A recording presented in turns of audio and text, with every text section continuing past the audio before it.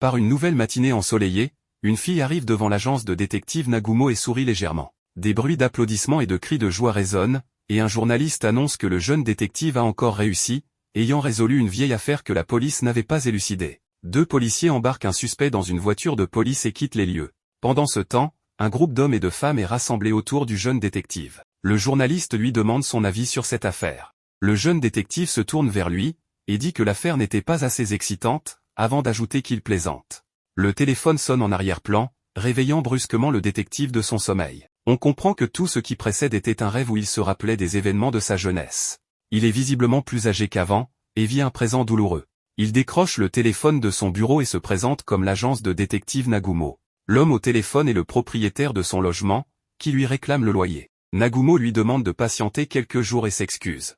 Il se lève de sa chaise et se dirige vers la porte, mais une douleur vive dans les vertèbres du dos le fait tomber au sol. Malgré cela, il résiste, se force à se lever, car il doit se rendre sur une mission de surveillance. Cela fait longtemps qu'il n'a pas eu d'affaires, il doit rester concentré, car il n'a pas le droit à l'erreur. Il commence à ramper sur le ventre en s'encourageant, essayant d'atteindre la porte. Soudain, la jeune fille aperçue au début de l'épisode ouvre la porte. Elle porte un uniforme de lycéenne. Nagumo la regarde avec un regard malicieux. La fille remarque ce regard malsain et explose de colère. Elle sort une sorte de bâton de baseball et le pointe vers le visage de Nagumo, le mettant en garde de ne plus la regarder ainsi. Nagumo nie avoir eu ce regard intentionnellement, mais elle le traite de menteur. Nagumo crie pour lui demander qui elle est.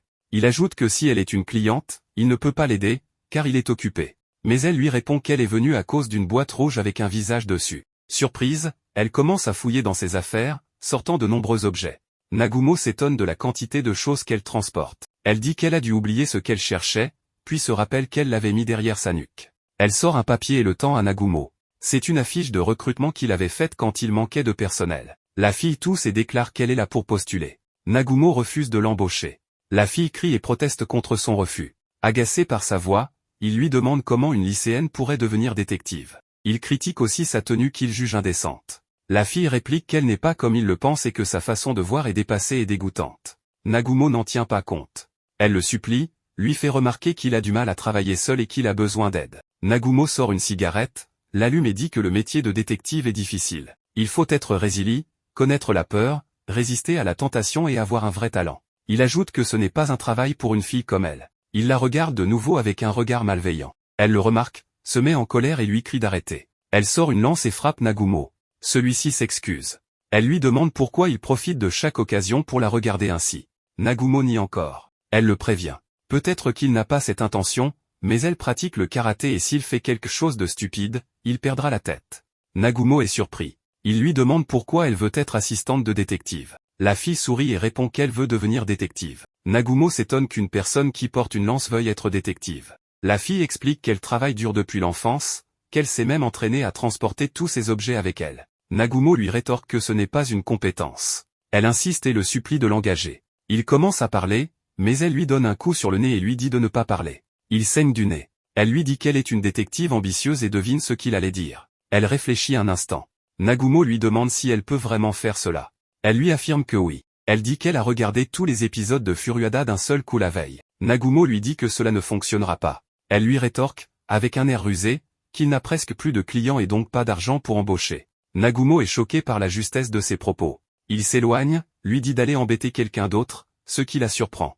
Nagumo arrive à la gare avec une photo d'une femme nommée Takako, environ 27 ans, mariée à son client depuis 2 ans. Ce dernier soupçonne qu'elle le trompe pendant ses heures de travail. Nagumo l'observe et commence à la suivre. Il pense qu'elle va retrouver un homme. Elle entre dans un café chic. Nagumo hésite à entrer seul. La jeune fille le rejoint, attrape son bras et lui propose d'entrer avec lui en se faisant passer pour sa petite amie. Nagumo accepte. Une fois assis dans le café, Nagumo ne comprend pas le menu.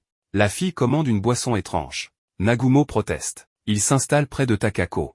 Il dit qu'il a les dents sensibles. La fille lui demande ce que cela signifie. Il lui répond que ce n'est pas important et lui demande pourquoi elle ne cherche pas un autre détective. Elle lui répond que son agence est la plus proche de chez elle. Nagumo lui dit qu'il est détective depuis 20 ans et que ce n'est pas un métier facile. La fille lui dit qu'il est ici pour surveiller Takako. Il confirme. Elle lui demande si c'est une affaire d'adultère. Il répond que oui, car il s'attend à ce qu'elle rencontre quelqu'un d'important. Elle est choquée par la manière flagrante dont il la suit. Il dit qu'il vieillit et que sa vue baisse.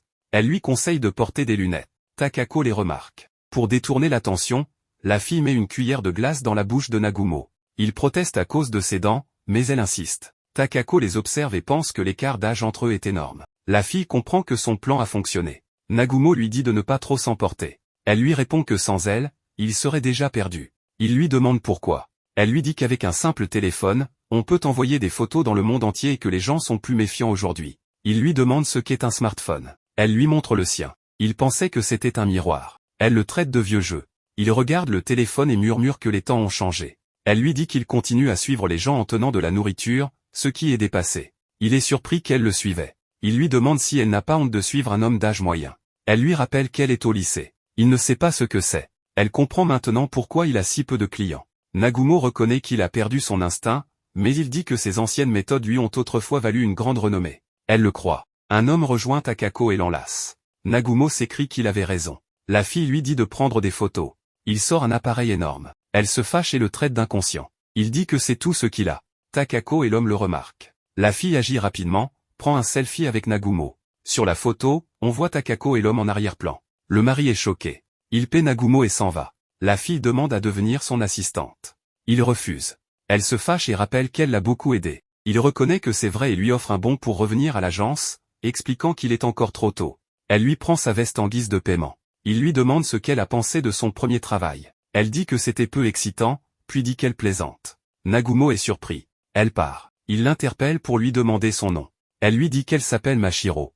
Il lui dit de faire attention en route. Soudain, il ressent de nouveau une douleur au dos et s'écroule. Mashiro revient et lui dit que c'est lui qui doit faire attention. Un autre matin, à l'agence, Nagumo et Mashiro crient en tenant un chat. Une femme leur dit que ce n'est pas le bon. Nagumo regarde Mashiro et lui demande ce qu'ils font avec ce chat. Elle propose d'en faire la mascotte de l'agence. Mashiro veut garder le chat, et s'approche de lui, mais le chat crache sur elle. Elle se fâche et le gronde. La femme leur rappelle sa requête. Ensuite, Mashiro montre une affiche disant que tout travail est accepté. Elle demande l'avis de Nagumo, pensant que cela attirera des clients. Il déchire l'affiche. Mashiro hurle et demande pourquoi. Nagumo lui dit qu'ils sont détectives, qu'ils ne peuvent pas tout faire, qu'ils ont leur fierté. Mashiro lui rappelle qu'il cherchait un chat perdu. Il répond que c'est un travail de détective. Elle réplique que ce métier est devenu dur et qu'ils doivent accepter tout, même attraper un ours en ville. Nagumo refuse de risquer sa vie et lui demande comment ils peuvent attirer des clients avec cette affiche. Mashiro révèle qu'elle en a déjà distribué 500. Nagumo est choqué, et lui demande combien cela a coûté, et par-dessus tout, où elle a trouvé l'argent pour payer. Il regarde le chat et lui demande s'il veut manger. Il est effrayé en voyant une mouche dans la bouche du chat. Le chat le poursuit. Mashiro attrape le chat, lui retire l'insecte et lui dit de ne pas en manger. Nagumo lui crie dessus et lui demande comment elle ose toucher un insecte. Elle lui dit que ce n'est rien. Mashiro comprend que Nagumo a peur des insectes et le poursuit en tenant l'insecte. Il s'enfuit. Nagumo, en colère, l'attrape et la jette par la fenêtre, lui ordonnant de retirer les affiches. Une petite fille étrange apparaît, appelle la police, affirmant qu'une lycéenne a été tuée. Nagumo lui crie qu'elle se trompe. Il explique que Mashiro ne craint pas de tomber du 5e étage. Il lui demande pourquoi elle est venue. Elle dit avoir vu l'affiche. Nagumo est surpris de son succès. La fille dit qu'elle a une ruche chez elle. Il lui demande de garder le secret et avoue qu'il a une peur panique des insectes. Il appelle Mashiro pour gérer le problème. Il lui demande d'y aller seul. Elle demande l'adresse. Mashiro arrive devant un bâtiment appartenant à un groupe Yakuza. Elle confirme voir le nid. Nagumo lui demande de le détruire. Mashiro s'énerve. Il lui rappelle qu'il compte sur elle. Elle accepte. Elle se parle à elle-même, dit qu'elle a vu beaucoup de films d'action et qu'elle est prête. Nagumo lui demande si elle est prête. Elle dit oui. Pendant qu'il lit un livre sur la désinsectisation, Mashiro s'infiltre dans le bâtiment. Il lui dit de s'approcher et de vérifier le nombre d'ennemis. Mashiro bloque l'entrée. Un homme la provoque. Nagumo lui dit de pulvériser l'insecticide. Elle le fait dans le visage de l'homme. Le groupe panique. On la traite de folle. Il l'attaque. Nagumo lui dit de faire attention aux piqûres. Quelqu'un la vise avec une arme, dit qu'il va la cribler de balles. Nagumo reconnaît cette voix. Des tirs éclatent. Mashiro se cache, sort une arme étrange et riposte. Nagumo ne comprend pas ce qu'il se passe. Elle bat tout le monde. Un homme s'apprête à l'attaquer, mais la voit comme une guerrière monstrueuse. Il prend peur, s'excuse et promet de quitter les Yakuza. Mashiro annonce que la mission est terminée. Nagumo s'en doutait. Elle dit qu'elle est heureuse. Il lui demande de décrire leur apparence. Elle dit qu'ils ont de longues jambes. Il s'étonne et suppose que c'était une guêpe. À l'agence, il regarde les infos disant qu'un groupe Yakuza a été anéanti. Nagumo lui demande si c'est elle. Elle confirme. Il crie, lui demande comment un nid d'abeilles est devenu une opération contre les Yakuza.